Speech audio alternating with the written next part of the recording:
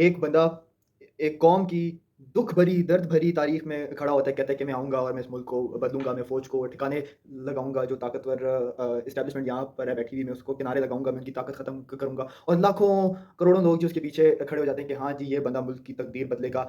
सारे पोल, सारे सर्वे में वो बंदा प्रूव हो रहा है कि यार उसकी पॉपुलैरिटी, उसके पास वोट है, वो जीतेगा, वो वज़ीर-ए-आज़म बनेगा इस मुल्क का और जब वो बनेगा, वो इन सारों की अकल ठिकाने लगाएगा। क्यों? क्योंकि उस मुल्क में फ़ौज की हुक्मरानी मौजूद है, वहाँ पर आर्मी चीफ़ ने मार्शल लॉज़ लगाए हुए हैं, ठीक है? और मुल्क क्लियरली नज़र आ रहा है कि मुल्क को फ़ौज चला रही है। लेकिन होता क्या है कि उस बंदे को वज़ीर-ए-आज़म बनने ही नहीं देते, उस पर केसेस वो चला देते हैं। ये मैं बात इमरान खान की नहीं कर रहा, मैं ये बात थाईलैंड का एक लीडर है, उसका नाम है पीता लिमजारोनरात और पीता साहब के साथ ये है रोला कि पीता साहब ने मई के इलेक्शन में 151 सीट ली है, 31% लेकर ये सबसे बड़ी थाईलैंड की पॉलिटिकल पार्टी बन गई, which is same thing that is in Pakistan in context to the PTI, ठीक है?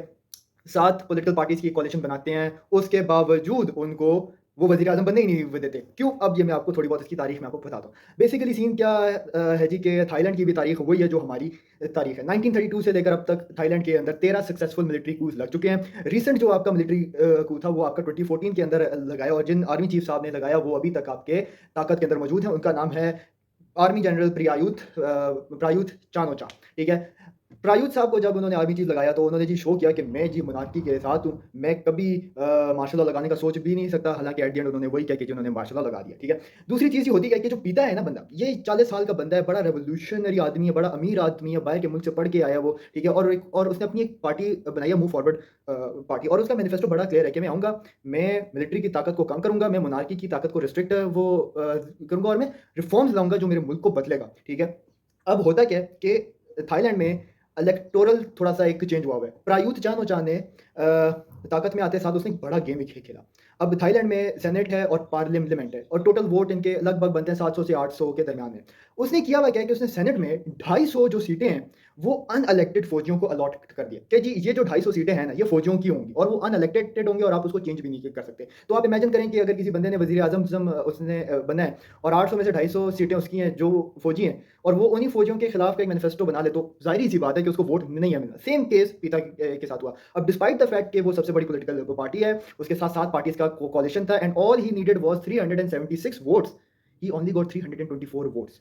ठीक है? पहले राउंड में। दूसरा राउंड है उसमें भी उसको मेजॉरिटी लेने नहीं दी। और एट द एंड होता क्या है कि वो बंदा अब वज़ीर-ए-आज़म की रेस से बाहर है। ठीक है? अब होगा क्या? अब सीन ये है कि जब एक मेजॉरिटी वाले बंदे को आपने वज़ीर-ए-आज़म बनने नहीं दिया, तो आप किसको बनने देंगे? किसी को भी नहीं। क्यों? क्योंकि ये थाईलैंड की आर्मी के हक में है कि भाईजान ऐसी सूरत-ए-हाल क्रिएट किया जाए कि पॉलिटिकल क्राइसिस बने और फ़ौज ताकत के अंदर बैठी रहे। यही चीज़ हमारे यहाँ आजकल चल रही है, यही चीज़ हमारे यहाँ आजकल राइज है, यही चीज़ हमारे यहाँ हो रही है कि जी जैसे थाईलैंड के अंदर उनका एक कानून है सेक्शन 112 कि जी आप हुक्मरान ख़ानदान जो उनकी एक मोनार्की है उसके खिलाफ नहीं बोल सकते, आप बोलेंगे आपको 15 साल की जेल होगी। सेम केस हमारे यहाँ हम भी कुछ लोगों के खिलाफ नहीं है बोल सकते, आप बोलेंगे आपको किनिया का चक्कर लगवाएँगे वो, ठीक है? डिस्पाइट एवरीथिंग उनकी जीडीपी हमसे बहुत बेहतर है, उनका एचडीआई हमसे बहुत बेहतर है, लेकिन उसकी भी वजूहात कुछ और है, वो आप लोग जब पढ़ेंगे तो आप लोगों को अंदाज़ा होगा। That is all from my side.